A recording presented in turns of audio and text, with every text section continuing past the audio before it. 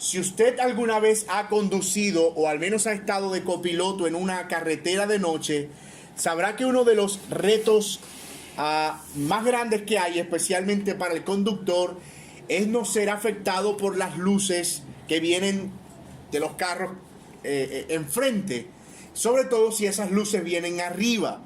Es posible que la oscuridad solo se vea una luz a lo lejos, pero es solo cuando se acerca lo suficiente la luz y se baja que tú puedes saber si lo que venía era un carro pequeño, era un camión o una camioneta.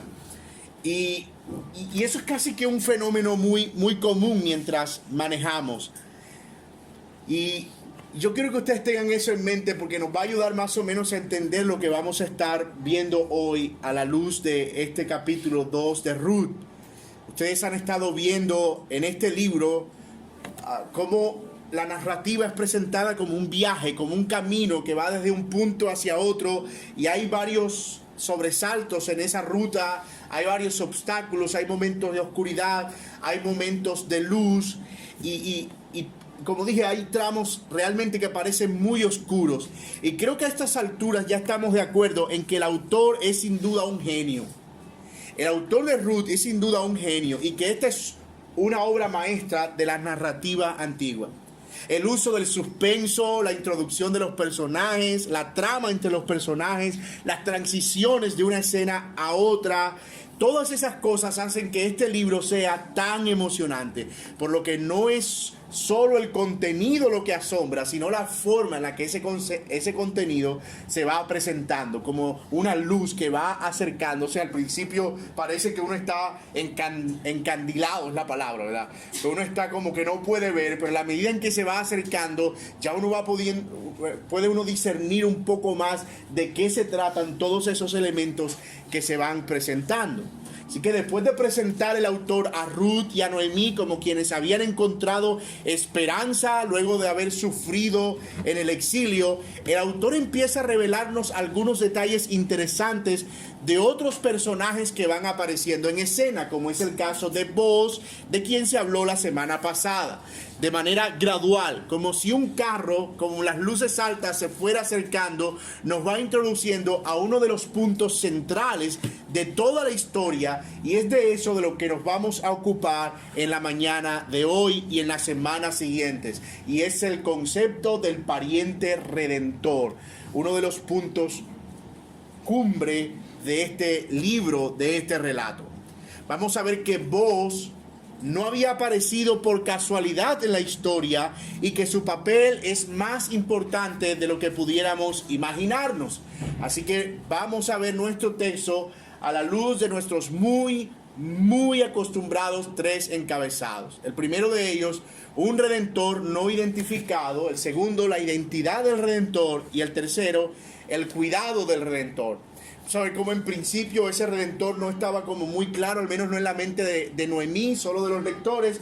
Luego cómo ese redentor se presenta con claridad y luego cómo ese redentor se convierte en una fuente de cuidado para estas dos mujeres desamparadas.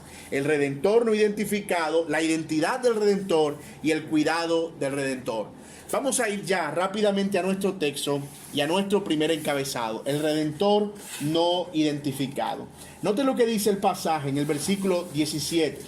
Espigó pues en el campo hasta la noche, hablando de Ruth, que había estado en el campo de Booz, y desgranó lo que había recogido y fue como una efa de cebada. Aunque ya sabemos mucho acerca de Booz y el emocionante, y digo emocionante en serio, encuentro con Ruth, lo que veremos ahora es todavía más emocionante. Ruth había estado todo el día segando y espigando con muy buenos resultados. La generosidad de Booz, que hasta ese momento Ruth desconocía, mezclada con la diligencia de esta mujer que había trabajado con mucho esfuerzo, dio unos frutos impresionantes. Ella recogió una efa de trigo para llevar para su casa en un día. No hay mucho acuerdo en los comentaristas acerca de a cuánto equivale una efa, pero está más o menos entre los 12 kilogramos y los 25 kilogramos. Y eso era realmente muchísimo, porque era básicamente la comida para varias semanas en un solo día. Así que es algo inusual para alguien que solo estaba recogiendo gavillas que se caían en el suelo o pequeños manojos que encontraba en las esquinas. Pero pasamos ahora ya del campo a la ciudad, ¿verdad? Ella recoge su efa, se va a su casa y con ello se abre un nuevo diálogo. En la escena anterior nosotros vimos unos personajes interactuando, Ruth, Boaz, las criadas, los siervos de Boaz, pero ahora se entra en una nueva escena, en un nuevo diálogo, en un nuevo escenario, si lo prefiere. Ruth llega cargando un pesado bulto y el autor nos da un detalle interesante. Y en esto quiero hacerles una recomendación. El libro de Ruth está cargado de muchos detalles y no podemos pasar por alto ninguno de ellos.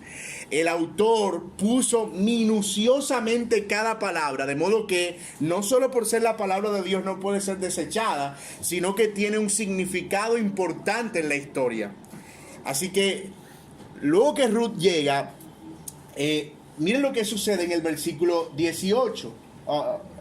Y lo tomó y se fue a la ciudad y su suegra vio lo que había recogido.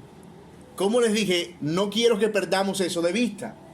Noemí había perdido a toda su familia, había pasado los momentos más amargos de su vida a causa de no ver trigo por ningún lado. De hecho, regresa desventurada y desdichada, deshecha, sin esposo y sin hijos, solo con una extranjera como compañera. Yo no sé si ustedes recuerdan cuál había sido la razón de todo eso. La razón de todo eso es que ella tuvo que salir porque no había trigo, porque no había pan en la casa del pan. Pero es precisamente ella, esa extranjera con la que ella había regresado, quien pone frente a sus ojos el primer manojo recogido en casa de pan, en Belén, y que Noemí no había visto en muchísimos años. Por eso cuando el autor dice que ella fijó sus ojos en el bulto, es algo como que a ella se le querían salir los ojos cuando vio el bulto. Ella miró con asombro y hay una fuerza allí. Dice nuestro pasaje que su suegra, vio lo que había recogido. Y lo vio es que lo contempló, lo miró con asombro. Y yo quiero que ustedes se imaginen, hermano, cuánta emoción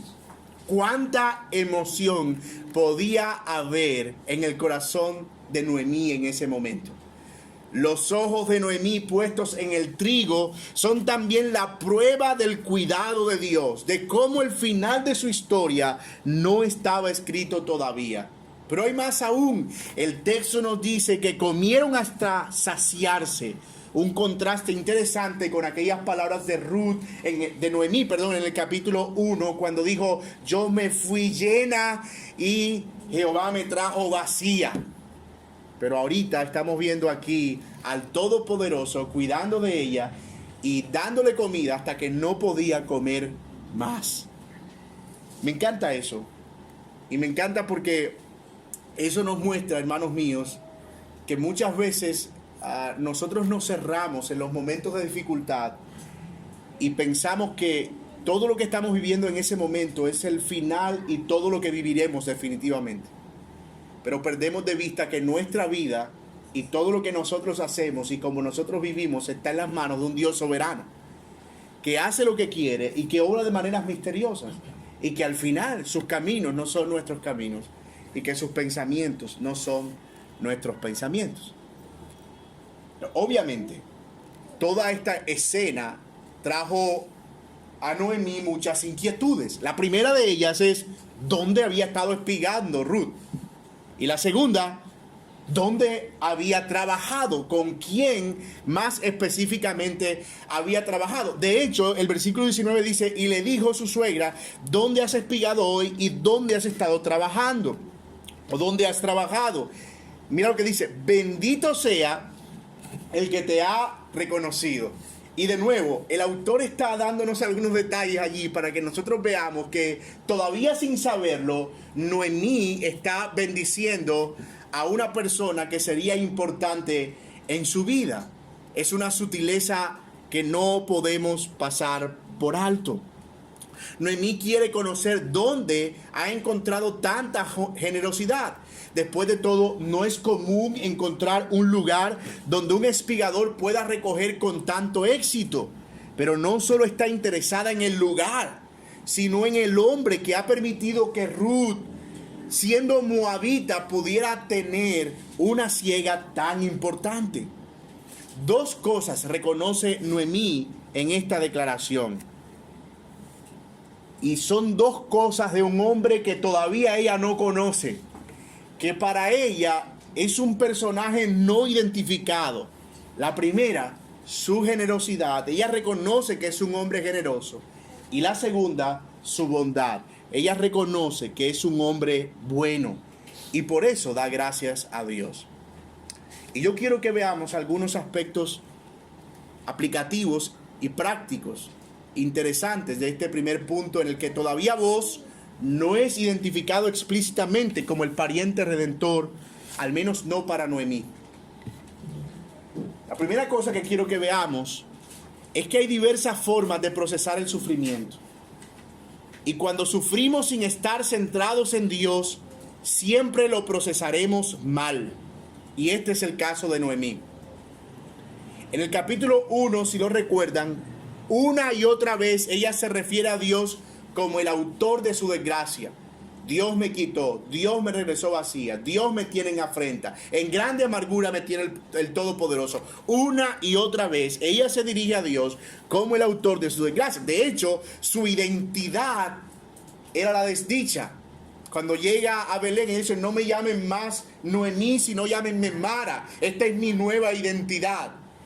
Yo no sé si ustedes conocen a alguna persona, ¿verdad?, cuya identidad es una mentira que ellos han creído acerca de ellos mismos. Yo soy depresiva. Yo tengo trastorno bipolar. Yo soy iracundo. Yo soy, qué sé yo, tantas mentiras que nos fabricamos y que terminan determinando nuestra identidad. Son mentiras que no están basadas en los hechos y en lo que nosotros somos realmente delante de Dios. Y todo eso es consecuencia precisamente de procesar mal el sufrimiento.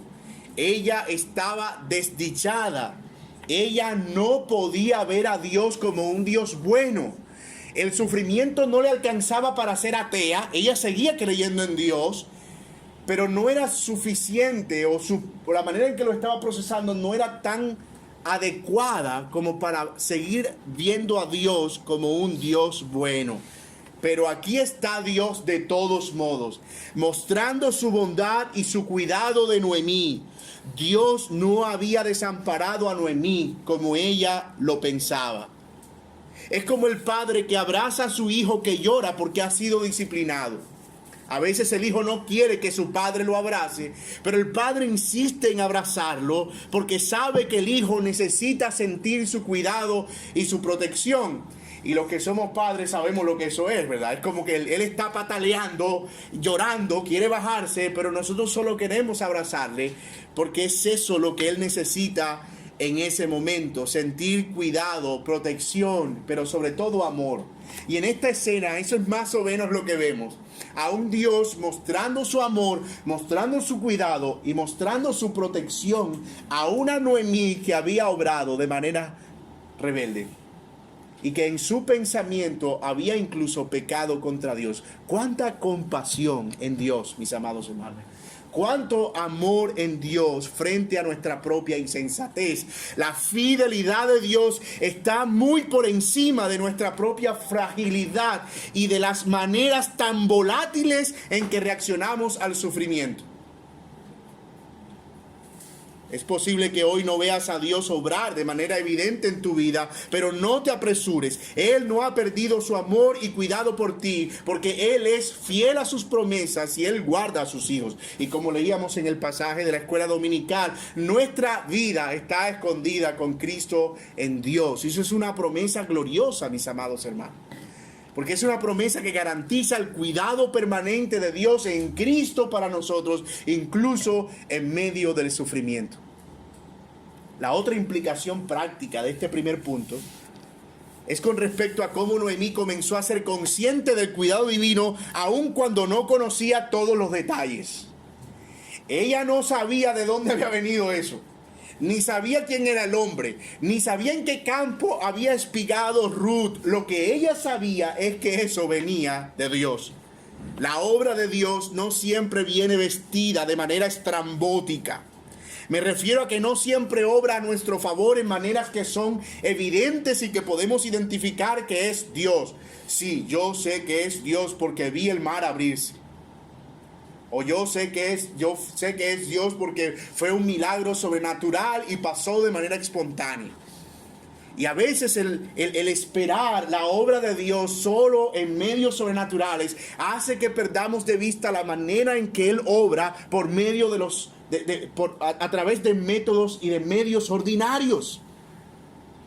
Una mujer que es atendida a tiempo en su parto por un cirujano o por un, el especialista en partos y que recibe al bebé, lo atiende y salva la vida del bebé, tal vez parezca ordinario. Un hijo que llega de la universidad a casa a mediodía y encuentra el plato caliente en la mesa. Y todas esas cosas de comida y todas esas cosas pueden parecer ordinarias. Pero el hecho de estar siempre predispuestos a ver a Dios obrar solo de maneras extraordinarias no nos permite ver con agradecimiento cómo Dios obra en maneras ordinarias. Aquí está Dios. Miren, en toda la historia de la redención involucrada para alimentar a una viuda que no tenía que comer. Toda la historia de la redención, como lo veremos en un momento. Un pariente que ella no conocía, un hombre que es una figura vital en la historia de la Biblia, Boaz, está siendo usado para que a través de sus criados unas gavillas se caigan y una moabita que ni siquiera es parte del pueblo de Dios le lleve comida y ella pueda ser sostenida. Métodos ordinarios a través de los cuales obra un Dios extraordinario. Mi amado hermano, no perdamos de vista los detalles. A veces el corazón no agradecido, el corazón que no tiene contentamiento, es porque es un corazón que ha creado expectativas muy irrealistas acerca de lo que espera de Dios y no ve a Dios trabajando cada día. Esto suena cliché, pero el hecho de levantarnos y poder respirar y poder abrazar a nuestros hijos y poder tomarnos una taza de café y todo lo que pasa en un día ordinario es parte de la nueva misericordia de Dios que experimentamos cada día. Ojalá usted pueda recordar esto cuando ore por los alimentos en el día de hoy. Noemí estaba saciada, no por una casualidad, sino por los pincelazos del plan divino. Ella no sabía todo lo que estaba detrás del pan que había preparado con esa cebada. Y voy a decirlo de nuevo, no dejemos de dar gracias al Señor por todo. Todo cuanto ocurre es una muestra de su cuidado, ya sea de manera extraordinaria o ya sea de manera ordinaria. De regreso a nuestra narrativa, Ruth responde a la pregunta de Noemí y por fin la identidad de Boaz estará ligada a la del pariente redentor del que se nos habló al inicio de este capítulo, lo que nos lleva a nuestro segundo encabezado, la identidad del redentor. La identidad del redentor, versículo 20.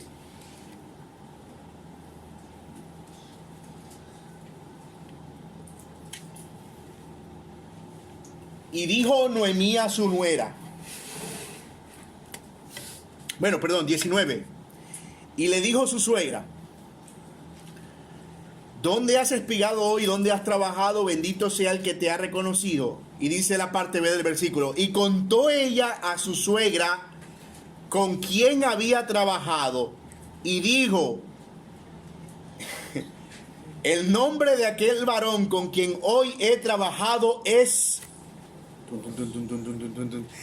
Yo no sé, pero es que el autor es un genio, ¿verdad? O sea, Ruth, él pudo haber escrito esto. Y Ruth llegó a la casa de Noemí y le dijo: Noemí, hoy espigué en el campo de Boaz. Un hombre generoso y por eso traje toda esta cebada. Pero no. Él quiere darnos una ruta más emocionante, ¿verdad? Trajo la cebada, ella se sorprende. ¿Dónde has estado? ¿Quién es el hombre? Revélame la identidad. No sabemos cuánto tiempo ha pasado y al final él se decide, y cuando se decide por presentarlo, todavía sigue con el protocolo. Mira, el hombre con el que yo he estado espigando es... Pero muchacha, dilo, esto no es mí, ¿verdad?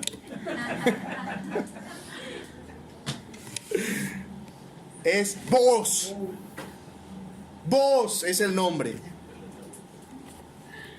Miren, yo soy me emociono mucho, ¿verdad? Pero por fin el misterio que está oculto o que estaba oculto para Noemí es revelado. Y yo no puedo evitar leer esto con el suspenso que el autor quiere que nosotros lo leamos. Hay suspenso ahí. Mucho suspenso. Yo sé que usted está, ay sí, que lo diga, parece una novela mexicana esto, ¿verdad? Ella le declara a Noemí el nombre del hombre que le ha sido de gran ayuda, Vos. Y quiero que los demás lo asocien a un grito de emoción por parte de Noemí que no está en la historia, pero estoy seguro que no fue algo pasivo. Ella no dijo, ay, qué bien, ve Vos. No. Cuando ella escucha Vos, dice el texto en el versículo 20, y dijo Noemí a su nuera, o sea, no lo lean así, sea bendito Jehová, pues no ha rehusado a los vivos la benevolencia de los muertos. No lo lean así. Póngale la emoción que Noemí, que había perdido toda esperanza en todo, que era una mujer con un corazón cargado de amargura, por primera vez en muchos años está recibiendo una bendita buena noticia, Bueno, dos. En realidad la primera había sido el montón de cebada y esta es la segunda. El mismo día. La emoción de ella es bendito Jehová y bendito el hombre con el que ha sido bendecida. Y bendito Jehová porque no ha rehusado su benevolencia para con los muertos. Ahora, ahí en Reina Valera ustedes leen que pareciera que ella está bendiciendo a Vos. Pero hay quienes sugieren, algunos comentaristas, y de hecho es lo que el texto parece sugerir en el original, es que ella bendice a Dios por Vos. Es una bendición a Dios por Vos. Por ser Vos quien les redimiría, es lo que dice el versículo. Nuestro pariente es aquel varón y uno de los que puede redimir. Noemí está volviendo a Dios, a ver a Dios como alguien benevolente. Qué momento más emocionante. Como alguien que ha estado en control de todo y que no se había olvidado de su desgracia. De nuevo, qué momento más emocionante. Como diría un comentarista, Noemí no solo cambió de humor, sino que cambió de doctrina. Ahora ya Dios no era el que me amarga, ya Dios no era el que me ha hecho sufrir, ya Dios no es el que me ha afligido, ahora Dios es benevolente, ahora Dios es maravilloso, ahora Dios es bueno, ahora Dios es misericordioso. Y antes que usted juzgue a Noemí de volátil, no olvide que usted y yo estamos hechos del mismo material. ¿Con cuánta frecuencia nuestras emociones gobiernan sobre lo que entendemos de Dios? Algunas personas cambian de doctrina conforme cambian de humor. Pero es solo cuando tenemos una comprensión amplia de la naturaleza de Dios, de su soberanía, de su gobierno sobre todo, que nos mantenemos firmes, no importando qué tanta agua entre en el barco. ¿Usted entiende esa frase? No importa qué tanta agua entre en el barco, no importa en cuánto peligro estemos. Si realmente conocemos a Dios, nos vamos a mantener firmes en Él. Y puede que las circunstancias no cambien, sigan siendo las mismas, pero aquellos que conocen a Dios no van cambiando su perspectiva de Dios conforme las situaciones se hacen cada vez más tensas. ellos siguen anclados profundamente a la verdad que reconocen del Señor. Así que necesitamos conocer a Dios para que el entendimiento de lo que Él ha revelado de sí mismo en su palabra gobierne nuestras emociones y no al contrario. Nuestra fe no está supeditada, no está por debajo de nuestras emociones. Es al contrario, nuestras emociones deben estar gobernadas permanentemente por nuestra fe. Pero viene una pregunta interesante. ¿Cuál es la razón por la que Noemí está tan emocionada? ¿Verdad? Obviamente su reacción da la idea de que ella mínimo sabe quién es Boaz, lo conoce. Pero ¿qué es lo que le produce tanta emoción? Ya dije, por alguna razón ella estaba enterada de la relación familiar que había entre su marido muerto Elimelech y Boaz. Pero también estaba enterada Noemí de lo que la ley decía acerca de lo que Boaz ahora podía hacer por ella. Noemí le explica a Ruth, porque yo quiero que ustedes se imaginen a Ruth viendo a Noemí emocionada. ¿Verdad? Ruth no entiende lo que está pasando y Ruth no sabe por qué su suegra tiene tanta emoción. Y tal vez Ruth piensa, debe ser porque hay mucha cebada. Pero no. Noemí le explica a Ruth y le dice, este hombre nos puede redimir. Nuestro pariente cercano es uno que puede redimirnos. Y aquí el clímax de la historia. Él es uno de los que puede redimirnos. De hecho, la palabra que usa Noemí allí para referirse a pariente cercano es una palabra hebrea muy conocida, Goel. El Goel, un pariente cercano que puede redimir. Y hay varias cosas en la mente de Noemí, muy seguramente. Su necesidad de que la tierra de su marido sea redimida y que también su propia prole o familia, la cual había desaparecido al no haber hombre en la casa. La redención de la tierra, para explicar un poquito esto, aparece legislada en Levítico 25. Y en el versículo 25 dice más específicamente esto. Cuando tu hermano empobreciere y vendiere algo de su posesión, entonces su pariente más próximo vendrá y rescatará lo que su hermano hubiere vendido. Los judíos consideraban que la tierra era de Dios, por lo que Dios estableció unas leyes para regular su uso. Entre esas leyes, nadie podía deshacerse de la tierra de manera definitiva, por lo cual, cuando una persona pobre, por alguna razón extrema, tenía que vender la tierra, en realidad no estaba vendida sino empeñada. La persona podía quedarse con esa tierra, pero luego de que se cumpliera cierto tiempo, el año del jubileo, 50 años, esa tierra tenía que volver a su dueño. Ahora bien, muy seguramente Noemí consideraba que no podía llegar viva hasta el jubileo, cuando por ley tenían que devolverle la tierra de su marido. Para explicarlo mejor, lo más probable que sucedió, y eso es lo que vemos en este pasaje, es que cuando Elimelech decide irse con Noemí y con Malón y Kelión afuera, ellos dejan la tierra en prenda o la venden. Pero al regresar, Noemí no encuentra tierra y tampoco tiene cómo comprarla. Y si no tiene tierra ni cómo comprarla, no tiene cómo cultivar. Todo está perdido. La única forma de Noemí recuperar la tierra, según la ley, son dos.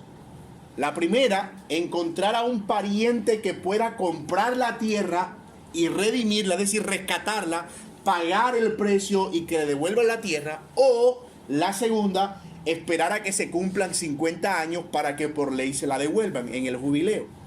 Ahora, lo que parece es que ellos estaban bien lejos del jubileo. Yo no llego allá. Yo no llego al jubileo. no puedo esperar 50 años sin tierra. Así que cuando ella escucha que hay un pariente que puede redimir, es decir, un hombre soltero que tiene dinero y tierras y que es de la familia, ella entiende lo que eso significa. Porque parece que ella no tenía rastro de más nadie en la familia de su marido que pudiera redimir. Pero no solo eso. Como se verá más adelante, en algún momento de la historia de las leyes judías y las leyes de la redención, la ley de la tierra y la ley de la redención de las viudas, conocida como ley de levirato, se fusionaron en una sola. Permítame explicar eso en este momento. Ya usted tiene en la mente cómo funcionaba la ley de la tierra, pero había otra ley que era la ley del levirato y que tenía que ver no solo con redimir la tierra, sino con redimir la prole. Esa lo vemos en Génesis 38, en el caso de Judá y Tamar, y en Deuteronomio 25, del 5 al 6, que no voy a leer por razones de tiempo. Pero ¿en qué consistía esa tierra? Esa ley, perdón. Si un hombre tenía una mujer y el hombre moría, la viuda podía casarse con alguien de la familia, un hermano o su padre, para seguir manteniendo la especie. O la especie no, la... Editas eso en el audio. Para seguir manteniendo el linaje y el derecho a poder usar la tierra. Entonces, lo que sucede aquí es que se murió Elimelech, se murió Mahlón, se murió Kelión, y ella ya no podía tener otro hijo para que Ruth se quedara con el otro hijo y pudieran redimir así la familia y la tierra. Así que Noemí tenía dos grandes necesidades. La primera, ella necesitaba que alguien pudiera redimir la tierra, pero no solo eso. ¿Yo qué hago con la tierra?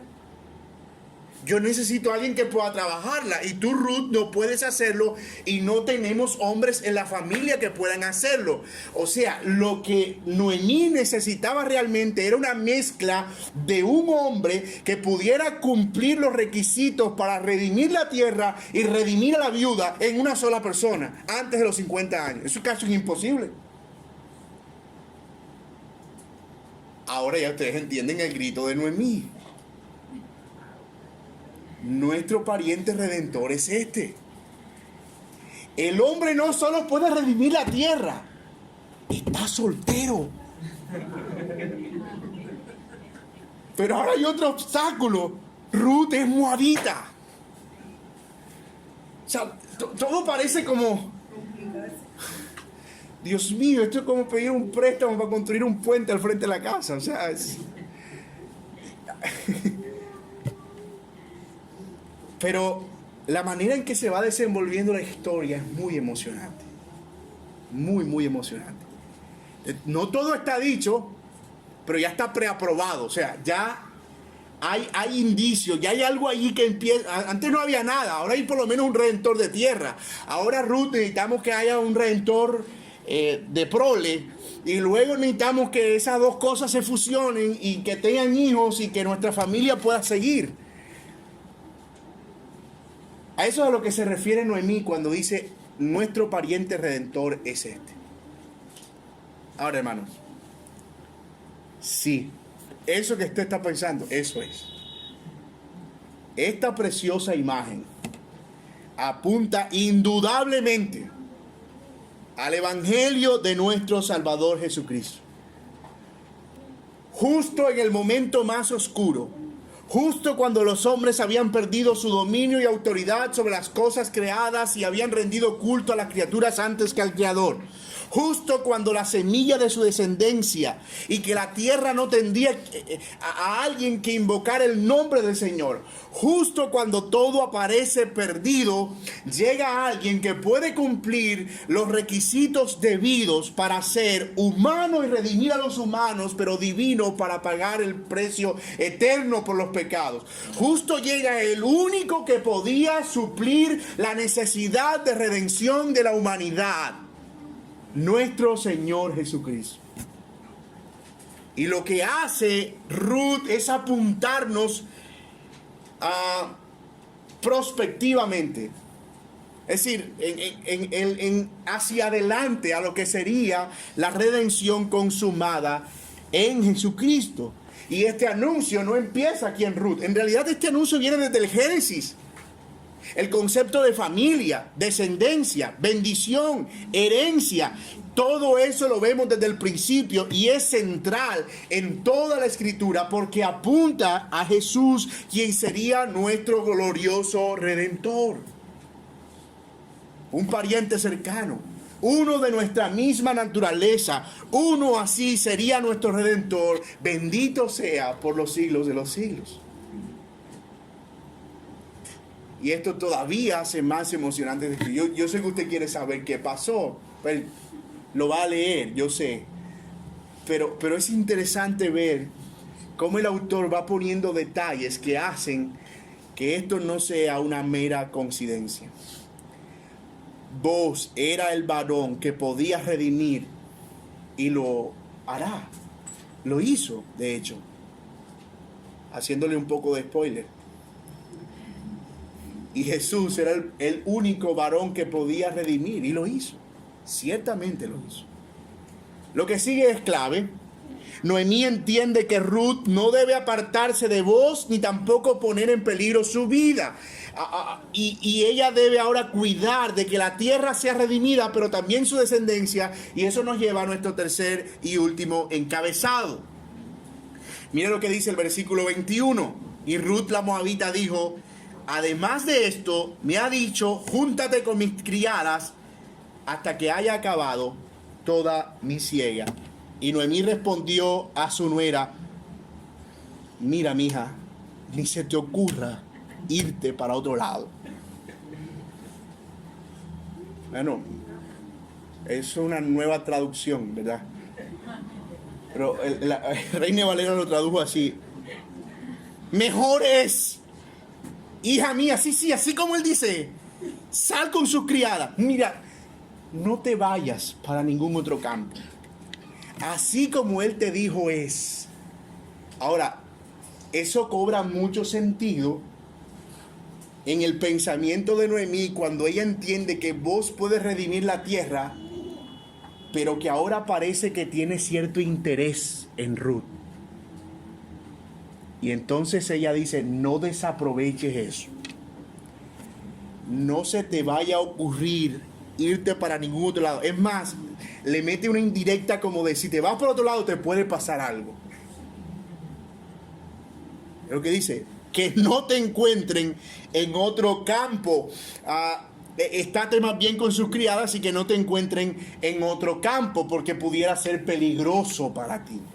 Uno no sabe qué tan peligroso podría ser, pero era una manera de decirle, como cuando ayer me tocó dejar al niño con el carro prendido dentro del carro mientras hacía una diligencia en un pack. Le dije: mira, no se te vaya a ocurrir hundir nada, no bajes palanca, no muevas nada, no pises nada. Cuidado, se te va a ocurrir, porque se te puede ir el carro allá enfrente, se lo metes a la pared, te das contra eso, se te abre la cabeza y te mueres. Yo tenía que meterle miedo, pánico, para que él supiera que él no podía tocar absolutamente nada. Yo te digo que no le iba a ¿Ah? Eso habría sido lo más fácil, porque quedaba sin aire acondicionado. Entonces, el punto es, hermanos, Noemí quiere asegurarse, y ustedes lo van a ver en el próximo capítulo, quiere asegurarse de que todo salga de ahora en adelante conforme al plan. Y el plan es que vos puedas redimir la tierra y puedas redimir la prole. Noemí lo entendía todo. ¿Y sabe qué dice nuestro texto? Que ella estuvo con las criadas de vos espigando hasta que se acabó la siega, es decir, de abril a junio, 3 meses.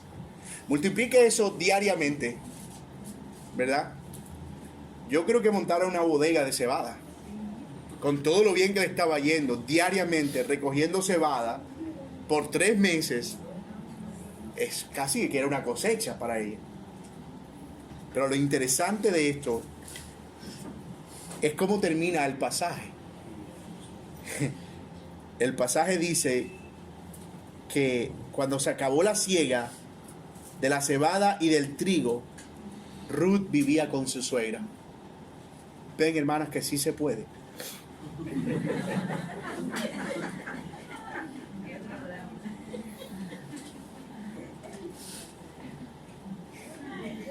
Y eso en realidad lo que muestra es el tremendo interés de Ruth en ser fiel a la promesa que había hecho a su suegra. Donde quiera que tú vayas, iré yo. Tu pueblo será mi pueblo. Tu Dios será mi Dios.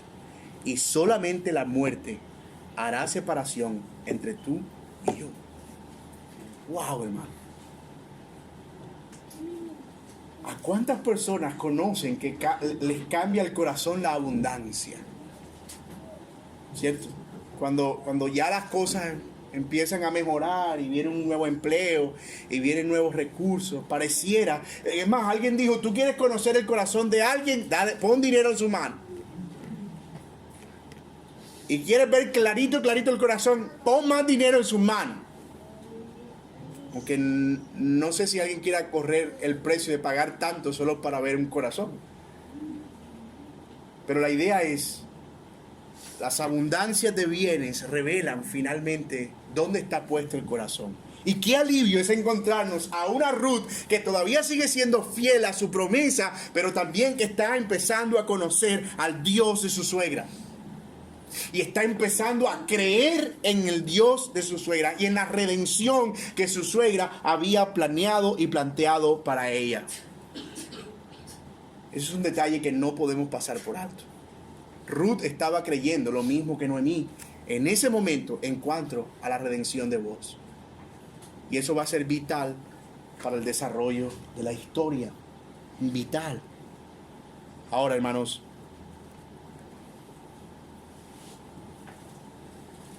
interesantemente, el autor menciona algunos aspectos aquí acerca de Ruth. Ella no la abandonó ahora que tenía el favor de Boaz, sino todo lo contrario. Y quiero arriesgarme a ser alegórico aquí para no dejar de ver una implicación práctica. Es cierto que aún nosotros no vemos los efectos completos de nuestra redención. Aún estamos en este mundo. Estamos en el ya, ¿verdad? Que hemos sido salvados y redimidos, pero todavía no del todo. Todavía esa redención no se consuma, sino que será hasta la venida de Cristo. Pero mientras eso pasa, disfrutamos del cuidado benevolente de nuestro pariente redentor. Él nos sostiene y nos asegura en Él. Su mano y su cuidado no se apartan. Y qué bueno es saber que aunque continuamos en este mundo, como dije hace un momento, nuestra vida está escondida con Cristo en Dios. Bendito sea Él por los siglos.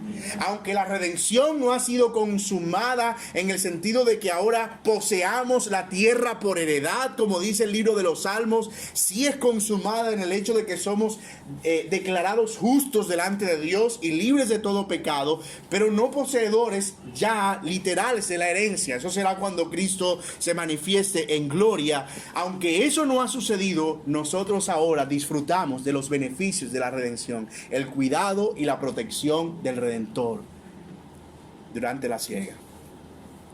Conclusiones finales, hermanos. La primera: los planes del Señor soberano sobrepasan nuestro entendimiento.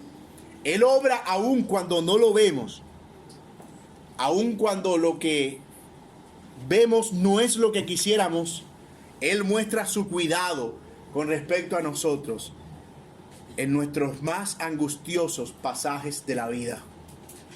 Dios muestra cuidado hacia sus hijos por encima de nuestra fragilidad y debilidad, por su fidelidad, aún en los más oscuros pasajes de nuestra vida. Segundo lugar, Dios nos ha provisto en Cristo una salvación única, una redención que nadie más podía lograr. No solo nos ha rescatado del pecado, sino que lo ha hecho para que seamos suyos y vivamos para su gloria. No solo era un pariente cercano que podía redimir, Jesús en efecto nos redimió y sigue siendo nuestro pariente cercano. En Él tenemos todas las promesas asociadas a la herencia de la posesión adquirida. Y en tercer lugar, mientras la siega de nuestras vidas continúa, no todo está acabado. Y mientras eso pasa, disfrutamos del delicado cuidado de nuestro Redentor. Él nos guarda y nos garantiza la consumación plena de nuestra redención cuando heredemos la tierra de los vivientes para siempre, y para siempre estemos con Él. Bendito sea el Señor por los siglos. Cuando Ruth veía de manera borrosa al Redentor, alabó a voz al hombre que no conocía. Cuando entendió que era un pariente redentor, bendijo a Dios por el Redentor que ahora conocía. Y luego descansó en la protección que ese Redentor podía proveer para ella y para su nuera.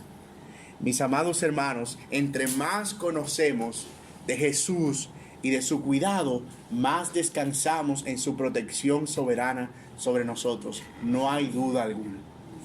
Que el Señor nos ayude.